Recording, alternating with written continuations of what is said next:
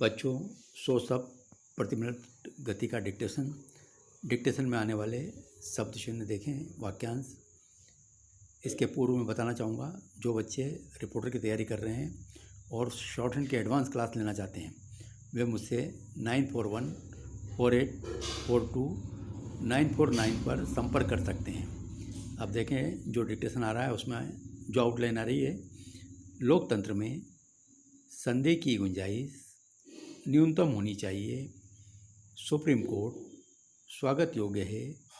मामले की जांच के लिए विशेषज्ञ समिति जांच के लिए सही कहा कि सरकार की ओर से अगले सप्ताह अपने स्तर पर जग जाहिर है कि कम से कम सर्वोच्च अदालत इनकार कर दिया था। सरकारी एजेंसियां उम्मीद करनी चाहिए, सामाजिक कार्यकर्ता निकल सकती है, सक्रिय हो जाना चाहिए। व्यवहारिक रूप से इनकार नहीं किया जा सकता। सही तरीकों से आशा की किरण के रूप में संपन्न देश, दुनिया भर में निम्न आय वर्ग। तो बच्चों, अब 100 शब्द प्रति मिनट गति का डिक्टेशन लिखेंगे। ये डिक्टेशन उदयपुर से प्रकाशित होने वाले लोकप्रिय पेपर दैनिक प्रातःकाल से दे रहा हूँ मैं। यस स्टार्ट 100 शब्द प्रति मिनट गति का।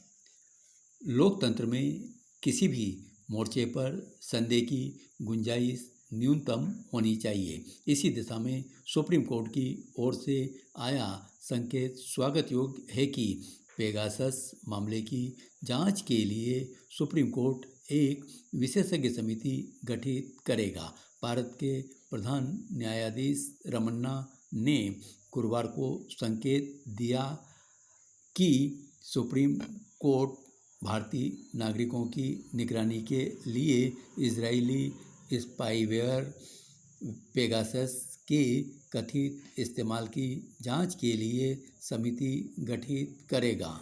अगर सब कुछ सही रहा और सरकार की ओर से इस मामले में कोई बड़ा या अलग फैसला नहीं आया तो अगले सप्ताह सुप्रीम कोर्ट आदेश जारी कर देगा।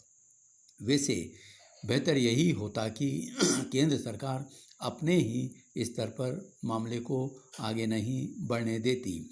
वैसे संभव है कि सुप्रीम कोर्ट द्वारा गठित होने जा रही समिति की रिपोर्ट भी सुरक्षा चिंताओं की वजह से जग जाहिर नहीं हो, पर देश को संतोष रहेगा कि पेगासस मामले में कम से कम सर्वोच्च अदालत को सब पता है। प्रधान न्यायाधीश उस पीठ का नेतृत्व कर रहे हैं जिसके पास उन याचिकाओं का एक पूरा समूह है जिनमें गैरकानूनी जासूसी की जांच अदालत की निगरानी में कराने की मांग की गई है।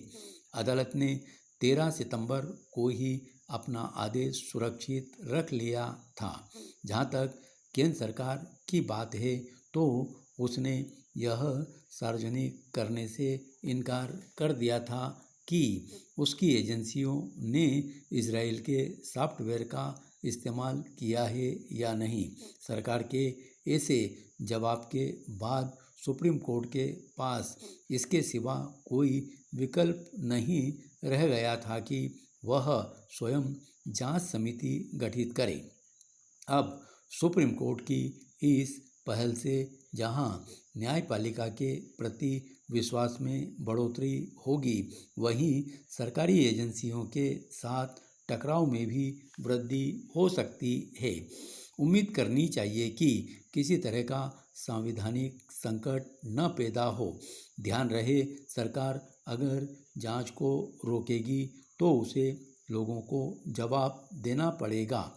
बड़ा सवाल यह नहीं है कि किन लोगों की जासूसी की गई, बड़ी चिंता यह है कि क्या विदेशी सॉफ्टवेयर का मनमाना इस्तेमाल हुआ। सॉफ्टवेयर इस्तेमाल का फैसला किसने लिया। कोई भी सरकार यह नहीं चाहेगी कि उस पर संदेह किया जाए, तो फिर सरकार पेगासस जासूसी मामले में दायर 16 अगस्त के अपने हल्फनामे में क्यों कायम है? अब समस्या यह है कि जिन मंत्रियों, राजनेताओं, व्यापारियों, सामाजिक कार्यकर्ताओं और पत्रकारों की जासूसी की गई, वे तो जवाब चाहेंगे। क्या इन लोगों को विश्वास में लेकर सरकार समाधान निकाल सकती है? हालांकि इसमें दिक्कत यह भी है, एकाधिक देशों में पेगासस के इस्तेमाल की जांच चल रही है। अगर इन देशों से भारत संबंधी सूचनाओं का भी खुलासा हुआ तो फिर भारतीय सरकारी एजेंसियों की परेशानी ज़्यादा बढ़ जाएगी। अतः जो सरकारी एजेंसियां जिम्मेदार हैं, उन्हें अपनी छवि की रक्षा के लिए सक्रिय हो जाना चाहिए। जासूसी भले ही सभ्य विधान न हो, लेकिन व्यवहारिक रूप से प्रचलन में है। इसकी मौजूदगी से इनकार नहीं किया जा सकता। फिर भी एक लोकतंत्र में जहां लोग सरकारी एजेंसियों पर विश्वास करते हैं, वहां सरकारी एजेंसियों की भी जिम्मेदारी है कि वे अपराध और अपराधियों को रोकने के सही तरीकों को ही तरजीह दे, ताकि किसी निर्दोष को धोखा देने या अपमान का एहसास न हो। धन्यवाद।